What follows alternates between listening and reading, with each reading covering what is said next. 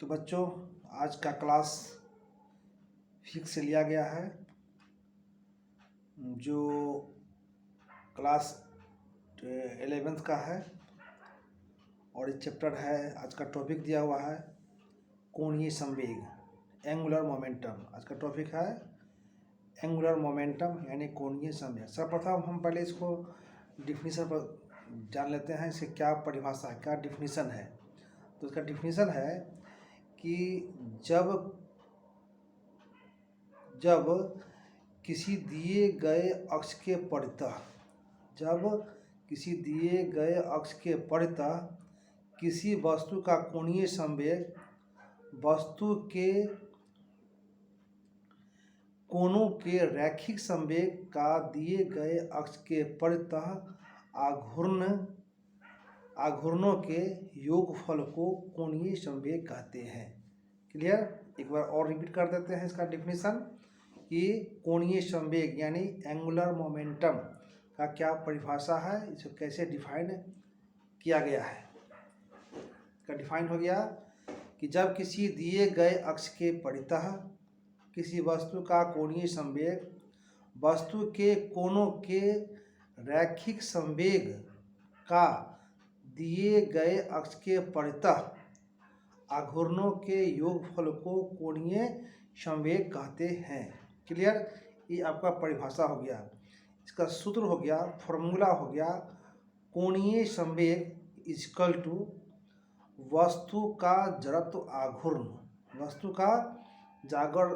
आघूर्ण गुणे कोणीय संवेग। I mean L equal to I omega को यहाँ पर कोणीय संवेग से इंडिकेट किया गया है। कोणीय संवेग को ओमेगा से इंडिकेट किया गया है। आई जो है जड़त्व आघूर्ण है। अब आते हैं, इसे एक्सप्लेन करते हैं, इस फार्मूला को साबित करते हैं कि कैसे इसको साबित करेंगे। तो ले लीजिए, कहता है कि जब दिए गए अक्ष के परितः, मतलब कोई भी ऑब्जेक्ट है, कोई वस्तु है जो किसी अक्ष के परितः वह घूमता है, वह ऑब्जेक्ट कैसा हो, दृढ़ वस्तु है। क्या है वस्तु है? दृढ़ वस्तु है। तो किसी अक्ष के परितः, मान लिया कि घूर्णन अक्ष यदि ए बी हो तो अक्ष से उसकी दूरी क्रमशः प्रत्येक कण के लिए R1, R2, R3, R4 dot dot dot हो तथा प्रत्येक कण का द्रव्यमान क्रमशः M1, M2, M3, M4 dot dot हो तथा प्रत्येक कणों का रैखिक वेग क्रमशः V1, V2, V3, V4 dot dot हो।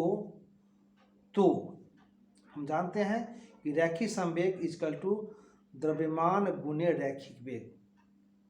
फॉर्मूला से हम जानते हैं कि रैखिक संवेग इक्वल टू द्रव्यमान गुणे रैखिक वेग होता है। इसलिए पहला कण जिसका द्रव्यमान m है उसका रैखिक वेग क्या हो जाएगा, M1 इंटू V1। उसी तरह दूसरा जो कण है उसका रैखिक वेग हो जाएगा M2 V2। तीसरे कण के लिए हो जाएगा M3 V3। चौथे कण के लिए M1 into M4 into V4 होगा। क्लियर? उसी तरह इसका संवेग प्रत्येक कण के लिए, इसका संवेग किसी घूर्णन अक्ष के परितः आघूर्ण हो जाएगा M1 प्रथम कण के लिए संवेग आघूर्ण हो जाएगा M1 V1 इंटू R1। दूसरे कण के लिए क्या हो जाएगा M2 V2 इंटू R2। तीसरे कण के लिए हो जाएगा M3 V3 इंटू R3। उसी बार चौथे कण के लिए हो जाएगा M4 V4 into R4। Dot dot इस इन्फिनिट, जितने भी मॉलिक्यूल्स हैं सबका आघूर्ण इसी तरह से हो गया। अब आते हैं परिभाषा के अनुसार, डिफिनीशन के अनुसार जो दिया गया है कोणीय संवेग का डिफिनीशन, कि सभी कणों के रैखिक संवेगों का योग अर्थात कोणीय संवेग इसका क्या हो जाएगा, m1 v1 r1 plus m2 v2 r2 plus m3 v3 r3 plus m4 v4 r4 plus dot dot dot. ठीक है। अब हम जानते हैं कि v equal to omega r होता है। तो v1 v2 v3 v4 तो क्या है, ये वेग है, रैखिक वेग है। इसका फॉर्मूला होता है v equal to omega are.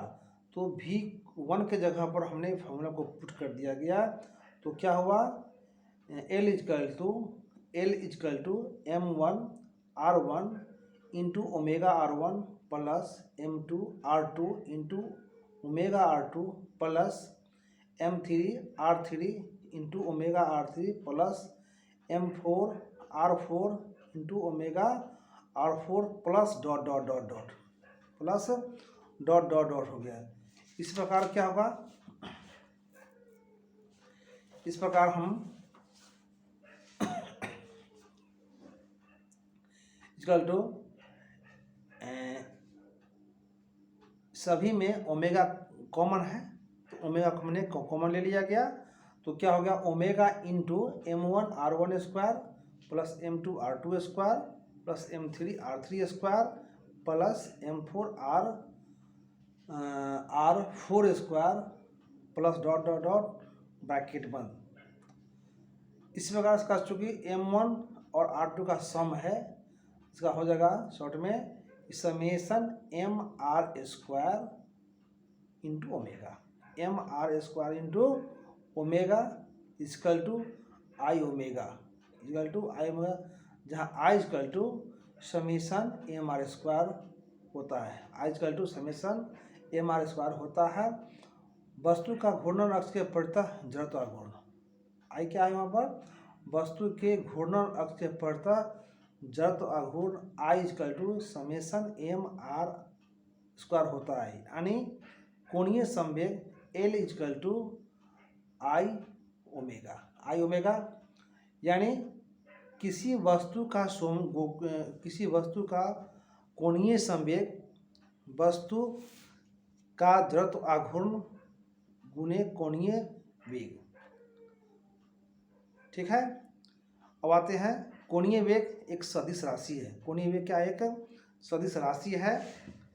इसका एसआई मात्रक किलोग्राम मीटर स्क्वायर प्रति सेकेंड या जीएस।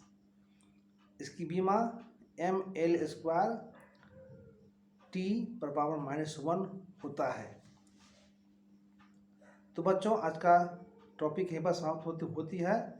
यदि आपको ये वीडियो अच्छी लगे तो मेरे चैनल को अवश्य सब्सक्राइब करें और नेक्स्ट वीडियो के लिए आप इंतजार करें, और मैं नेक्स्ट वीडियो में अगला टॉपिक में लेकर फिर आऊँगा। तब तक के लिए नमस्कार।